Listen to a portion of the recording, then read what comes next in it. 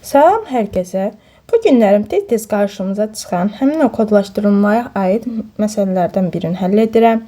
Nə deyir? Konferans salonunda qonaqların əyləşməsi üçün 180 stul mövcuddur. Stulların hər birini kodlaşdırmaq üçün ən azı neçə bit lazımdır?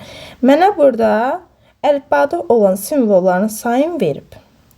İndi mən bir simvolun neçə bitlə kodlaşdırılmağını tapmalıyam. Yəni belə düşünsək çox sadə olur.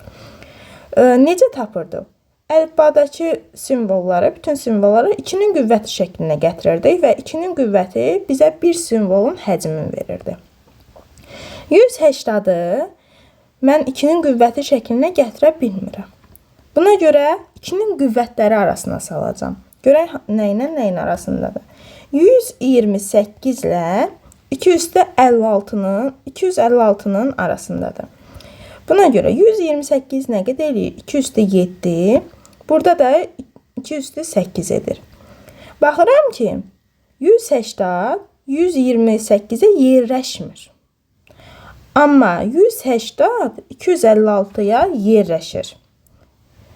Buna görə də mən 256-nı götürəcəm və mənim bir stolum 8 bitlə kodlaşdırılmış olacaq.